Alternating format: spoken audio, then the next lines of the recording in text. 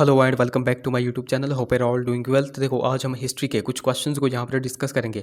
अगर आप graduation level के एग्जाम्स की तैयारी कर रहे हैं, लाइक सेक्रेटरी क्लर्क हो गया, एनटी हो गया, सब इंस्पेक्टर हो गया, इन जैसे एग्जाम्स की अगर आप तैयारी कर रहे हैं तब ये क्वेश्चंस आपके लेवल के हैं और आपके आने वाले एग्जाम्स में डेफिनेटली आपकी हेल्प करेंगे। देखो इससे पहले हम पार्ट 31 यानी कि 31 वीडियोज़ ऑलरेडी डिस्कस कर चुके हैं, जिनमें हमने सिर्फ और सिर्फ हिस्ट्री के क्वेश्चंस को डिस्कस करके रखा हुआ है। तो अगर आपने वो वाली वीडियोज़ अभी तक नहीं देखी है तो इस वीडियो के डिस्क्रिप्शन में जाए, वहाँ पर हिस्ट्री क्वेश्चंस करके लिंक दिया गया होगा, उस लिंक पर क्लिक करके आप उन वीडियोस को देख सकते हैं। बाकी आज हम पार्ट नंबर 32 को डिस्कस करेंगे और इन क्वेश्चंस को हम बिल्कुल डिटेल में डिस्कस करेंगे। बाकी अभी तक अगर आपने हमारे चैनल को सब्सक्राइब नहीं किया है तो चैनल को सब्सक्राइब कर दें, साथ में बेल आइकन को जरूर प्रेस करें, साथ में इस वीडियो को लाइक जरूर कर दें। सो क्वेश्चन नंबर हमारा 180 है, Buddha has been described as an ocean of wisdom and compassion in. तो बुद्ध को कहाँ पर ज्ञान और करुणा का सागर बताया गया है। अब देखो जो हमारी पिछली हिस्ट्री वाली क्लास थी वहीं पर एक बौद्ध धर्म से रिलेटेड क्वेश्चन पूछा गया था। वहाँ पर आपसे क्वेश्चन पूछा गया था कि बौद्ध धर्म में जो अष्टांगिक मार्ग होते हैं, जो 8 मार्ग होते हैं, जिनको 8 फोल्ड पाथ्स कहा जाता है, उससे रिलेटेड एक क्वेश्चन पूछा गया था। और यहाँ पर आप देख सकते हैं कि क्वेश्चन आपसे पूछा गया है कि बुद्ध को कहाँ पर ज्ञान और करुणा का सागर बताया गया है। अब देखो क्वेश्चंस का लेवल आप यहाँ पर देख सकते हैं कि किस तरह के क्वेश्चंस आपके एग्जाम में पूछे जा रहे हैं और आपके आने वाले एग्जाम में पूछे जा सकते हैं। तो इस तरह से आपकी तैयारी होनी चाहिए जिस तरह से देखो यहाँ पर क्वेश्चन से पूछे गए हैं। तो देखो यहाँ पर हम बात कर लेते हैं इस क्वेश्चन के राइट ऑप्शन की। तो बुद्ध को जो है तो अमरकोश में ज्ञान और करुणा का सागर बताया गया है। ऑप्शन बी यहाँ पर बिल्कुल करेक्ट हो जाएगा। अब देखो बुद्ध से रिलेटेड कुछ एक बेसिक से क्वेश्चन है, जैसे बुद्ध का जन्म कब हुआ था, इसकी मृत्यु कब हुई थी, इसके पिता का नाम माता का नाम क्या था। तो ये सारे के सारे बेसिक से क्वेश्चन हम हर बार डिस्कस करते हैं, तो आज हम थोड़े हट के क्वेश्चन को डिस्कस करेंगे। अब देखो आप सभी को पता है कि प्राचीन भारत में टोटल 16 महाजनपद हुआ करते थे। तो यहाँ से आपसे क्वेश्चन पूछा जाता है कि इन 16 महाजनपदों की चर्चा किस बौद्ध ग्रंथ में वर्णित की गई है। तो उसका नाम है अंगुत्तर निकाय। तो अंगुत्तर निकाय में इन 16 महाजनपदों की चर्चा की गई है। ये पॉइंट आपके लिए इंपॉर्टेंट है। फिर देखो एक मोस्ट इंपॉर्टेंट क्वेश्चन आपसे पूछा जाता है कि जो बुद्ध है, तो बुद्ध से रिलेटेड जो 200 कहानियां हैं, तो उन 200 कहानियों की चर्चा किस पुस्तक या फिर किस ग्रंथ में की गई है। तो ये भी आपको पता होना चाहिए कि बुद्ध से रिलेटेड जो ये 200 कहानियां हैं, तो यह जातक ग्रंथ में वर्णित की गई हैं। किस ग्रंथ में? जातक ग्रंथ में। ये क्वेश्चन मोस्ट इंपॉर्टेंट है और बहुत बार एग्जाम में बनते हैं। एक और क्वेश्चन आपसे पूछा जाता है कि देखो सेंट्रल लेवल के एग्जाम में क्वेश्चन पूछा गया था कि क्या बौद्ध धर्म में जो पुनर्जन्म होता है, तो पुनर्जन्म को मान्यता प्राप्त थी या फिर नहीं थी। तो ये भी आपको पता होना चाहिए कि जो बौद्ध धर्म था, तो बौद्ध धर्म में बिल्कुल जो है तो पुनर्जन्म की मान्यता प्राप्त थी। ये पॉइंट आपके लिए इंपॉर्टेंट है। और बुद्ध के जो महात्मा बुद्ध थे, तो उनके शाही घोड़े का क्या नाम था। ये क्वेश्चन हमीरपुर बोर्ड के एग्जाम में बहुत बार पूछा गया है। तो ये भी आपको पता होना चाहिए कि जो महात्मा बुद्ध थे उनके शाही घोड़े का नाम था कंथक। ये कुछ बेसिक और कुछ इंपॉर्टेंट पॉइंट्स मैंने आपको यहाँ पर बताए, ये सारे के सारे आपने नोट रखने हैं। क्वेश्चन नंबर 181 की अगर बात की जाए, the Chola ruler who subdued the Gangas and obtained the title Gangai कोर चोलन वॉज। तो गंगा को वश में करने वाला और गंगई कोर चोल की उपाधि धारण करने वाला चोल शासक कौन था। अब देखो ये क्वेश्चन मैंने आपको बहुत बार करवाया हुआ है, बहुत बार मैंने आपको ये करवाया हुआ है कि गंगई कोर चोलपुरम की उपाधि किस शासक ने धारण की थी। तो देखो गंगई कोर चोलपुरम की उपाधि चोल वंश के राजा राजेंद्र चोल फर्स्ट ने धारण की थी। ऑप्शन डी यहाँ पर बिल्कुल करेक्ट हो जाएगा। अब देखो आपको यहाँ पर पहले तो पता होना चाहिए कि ये जो इसने उपाधि धारण की थी गंगई कोर चोलपुरम, यह इसने उपाधि धारण क्यों की थी, इसके पीछे रीजन क्या था, ये आपको पहले तो यहाँ पर पता होना चाहिए। अब देखो पाल वंश में एक राजा हुआ करता था जिसका नाम था महिपाल। अब आपको ये भी पता होना चाहिए जो पाल वंश था, पाल वंश कहाँ की गद्दी जो थी वो कहाँ पर थी, यानी कि इनका साम्राज्य कहाँ पर था, तो वो था बंगाल साइड। कहाँ पर था? बंगाल की साइड। और उस समय बंगाल में कौन सी नदी बहती थी, तो वो बहती थी गंगा नदी। कौन सी? गंगा नदी। अब देखो हुआ ये कि ये जो राजेंद्र चोल फर्स्ट था, ये जो चोल वंश का राजा था, इसने पाल वंश के शासक महिपाल को पराजित कर दिया। और पराजित करने के बाद इसने सोचा कि मैंने गंगा पर अधिकार कर लिया, और गंगा पर अधिकार कर लिया, इसलिए इसने खुद को एक उपाधि दे दी जिसको कहा गया गंगई कोर चोलपुरम। तो ये आपको यहाँ पर पॉइंट बिल्कुल नोट रखना है। अच्छा, ये जो राजेंद्र चोल फर्स्ट है, इससे बहुत सारे क्वेश्चंस बनते हैं, वो भी हम यहाँ पर देखेंगे। जैसे कि इससे पहला क्वेश्चन पूछा जाता है कि चोल साम्राज्य का सर्वाधिक विस्तार किस राजा के शासनकाल में हुआ था। तो आप सभी को पता है कि चोल वंश का सर्वाधिक विस्तार जो है तो राजेंद्र चोल फर्स्ट के शासनकाल में ही हुआ था। इसी ने जो है तो श्रीलंका को भी अपने अधिकार क्षेत्र में ले लिया था। ये भी आपको यहाँ पर पता होना चाहिए। उसके बाद आपसे एक मोस्ट इंपॉर्टेंट क्वेश्चन, देखो ये हमीरपुर बोर्ड के एग्जाम में भी क्वेश्चन पूछा गया है। क्वेश्चन आपसे पूछा गया है कि ये जो राजेंद्र चोल फर्स्ट था, इसके गुरु का क्या नाम था और वह किस धर्म को मानता था। तो ये भी आपको पता होना चाहिए। इसके गुरु का नाम था ईशान शिव पंडित, और यह किस धर्म को मानता था, तो ईशान शिव पंडित जो है तो शैव धर्म को मानते थे। ये कुछ बेसिक और कुछ इंपॉर्टेंट पॉइंट्स मैंने आपको यहाँ पर बता दिए, ये सारे के सारे आपने नोट रखते हैं। अब देखो चोल वंश की यहाँ पे बात की गई थी। तो मैं आपको हर बार बोलता हूँ कि कोई भी वंश अगर आएगा तो उसका पहले तो आपको संस्थापक पता होना चाहिए, उसकी राजधानी आपको पता होनी चाहिए और उसका अंतिम शासक आपको पता होना चाहिए। ये 3 पॉइंट्स आपके यहाँ पर क्लियर होने चाहिए। तो चोल वंश के भी बारे में हम यहाँ पर देख लेते हैं। चोल वंश का संस्थापक कौन था? तो वो था विजयालय। और उसने अपनी राजधानी कहाँ पर स्थापित की थी? तो तंजौर या फिर तंजावुर में। और चोल साम्राज्य का जो अंतिम शासक था वह कौन था? तो वो था राजेंद्र तृतीय। राजेंद्र थर्ड जो है तो चोल वंश का अंतिम शासक था। ये कुछ बेसिक और कुछ इंपॉर्टेंट पॉइंट्स मैंने आपको यहाँ पर बताए, ये सारे के सारे आपने नोट रखें।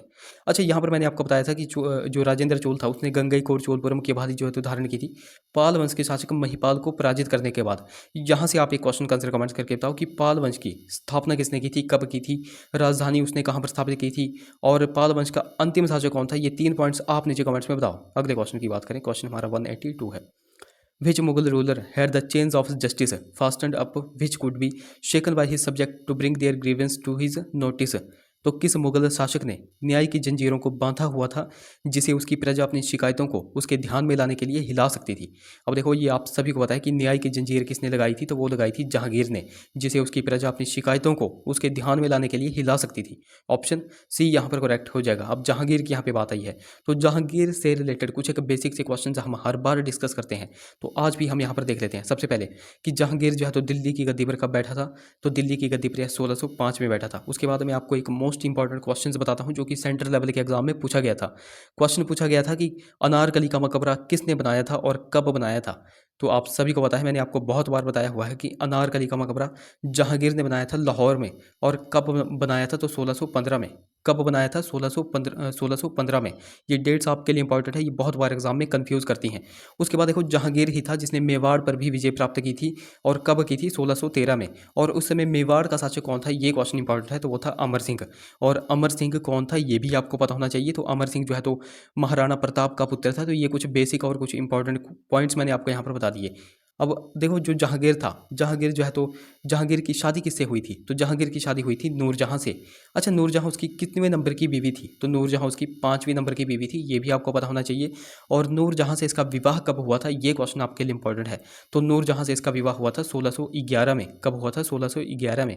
अब ये जो नूरजहां है तो नूरजहां की माता और इसके पिता जो है तो इंपॉर्टेंट है। तो इसके पिता का क्या नाम था? इसके पिता का नाम था मिर्जा गयास बेग।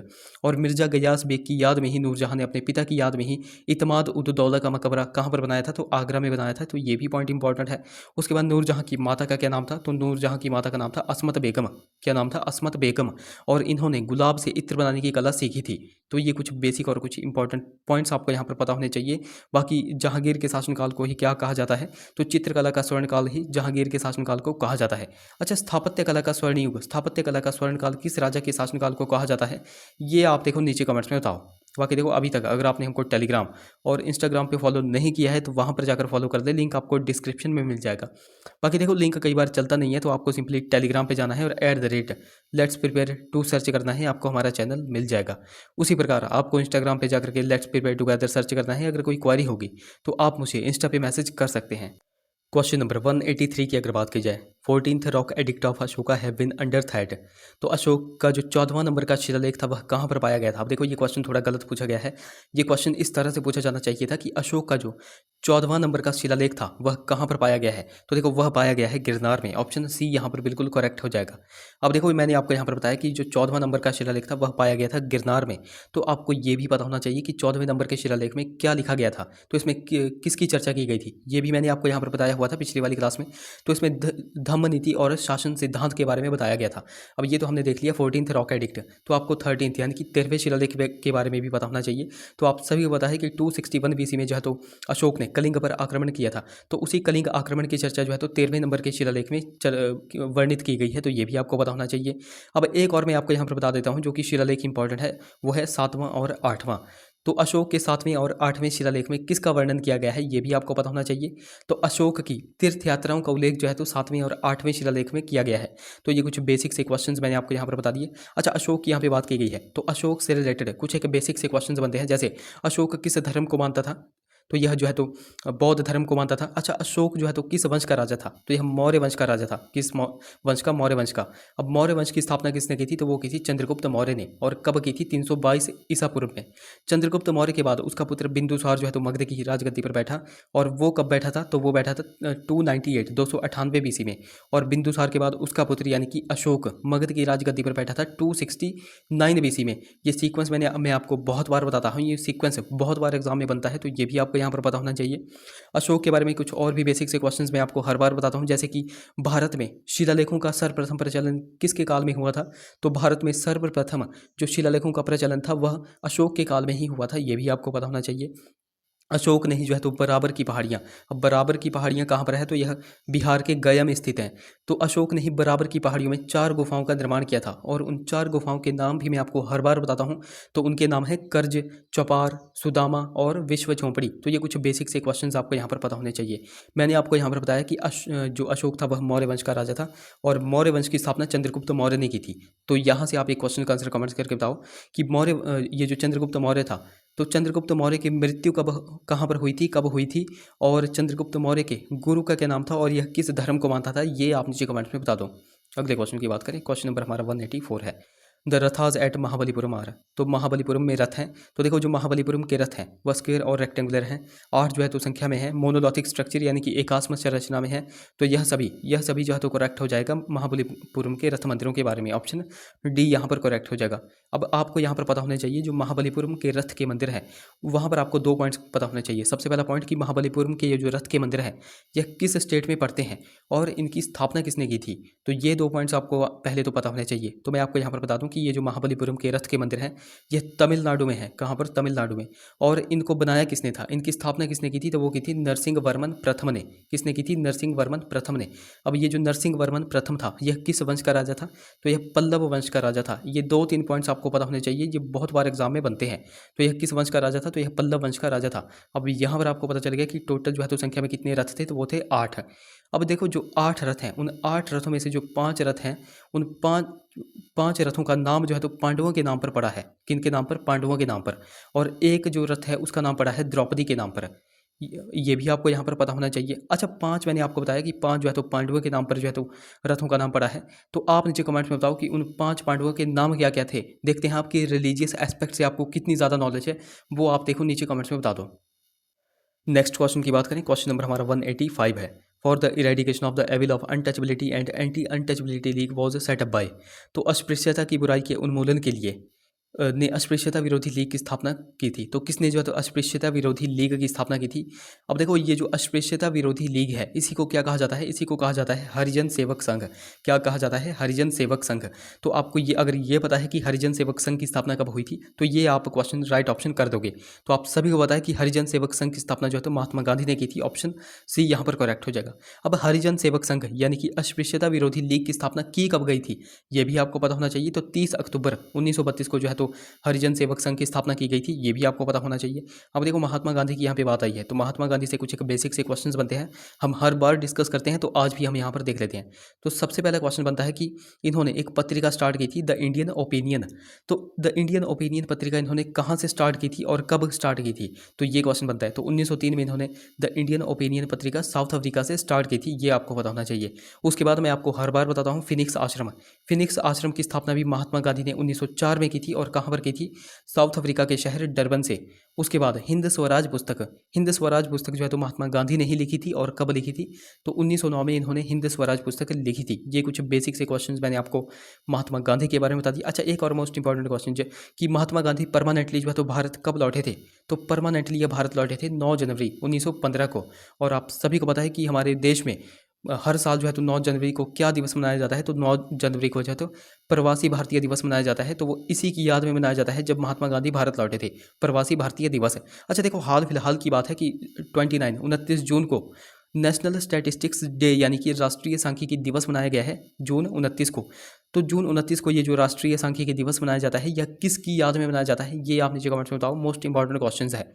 बाकी देखो ये तो मैंने आपको महात्मा गांधी के बारे में बता दिया। महात्मा गांधी के बारे में एक क्वेश्चन नीचे कमेंट्स में बताओ कि महात्मा गांधी के राजनीतिक गुरु कौन थे? ये आप नीचे कमेंट्स में बता दो।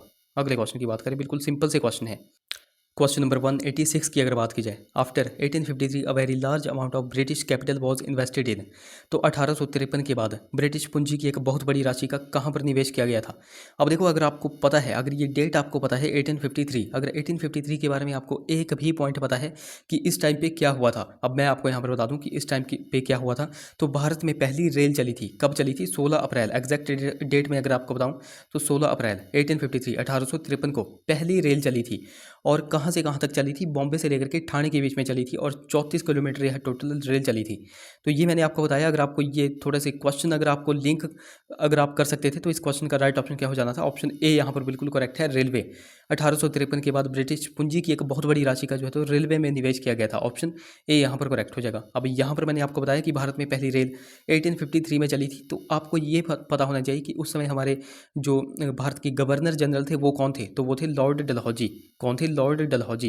अब लॉर्ड डलहौजी की मैंने यहाँ पे आपके सामने बात की, तो इससे बहुत से क्वेश्चंस बनते हैं, वो भी हम यहाँ पर देख लेते हैं। तो आधुनिक भारत के निर्माता जो है तो किसको कहा जाता है? तो ये लॉर्ड डलहौजी को ही कहा जाता है, ये भी आपको पता होना चाहिए। अब देखो, ये फेमस किस लिए थे? तो ये फेमस थे एक सिद्धांत को लेकर के। इन्होंने एक सिद्धांत चलाया था जिसको व्यपगत या फिर राज्य हड़पने की नीति का सिद्धांत कहा जाता था। डॉक्ट्रिन ऑफ लैप्स इसको कहा जाता है, डॉक्ट्रिन ऑफ लैप्स।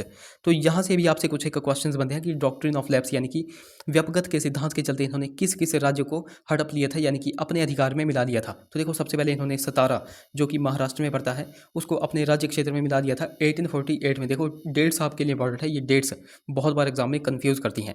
उसके बाद इसने जयपुर हो गया, संबलपुर हो गया, उसको 1849 1849 में अपने राज्य क्षेत्र में मिला लिया था। हमारे हिमाचल प्रदेश के बघाट एरिया को भी इसने 1850 में अपने एरिया में मिला लिया था व्यपगत के सिद्धांत यानी कि डॉक्ट्रिन ऑफ लैप्स के चलते। उसके बाद झांसी का भी आपको पता होना चाहिए, झांसी को इसने जो है तो 1853 में अपने राज्य क्षेत्र में मिला लिया था।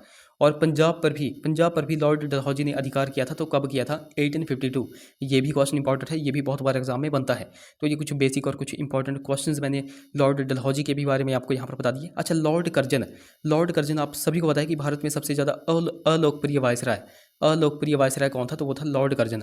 तो इसको अलोकप्रिय वायसराय क्यों कहा जाता है, ये आप नीचे कमेंट में बताओ। बाकी इस केस में क्या क्या घटनाएं हुई थी, अगर आपको कुछ भी आता है लॉर्ड कर्जन के बारे में, आपको कुछ भी आता है वो आप नीचे कमेंट में बताओ। जैसे इसने बहुत से आयोग जो है तो कमीशन जो है तो अपने टाइम पे स्थापित किए थे, अपने टाइम में एस्टेब्लिश किए थे। अगर आपको कुछ भी आता है तो आप लॉर्ड कर्जन के बारे में नीचे कमेंट्स में बता दो।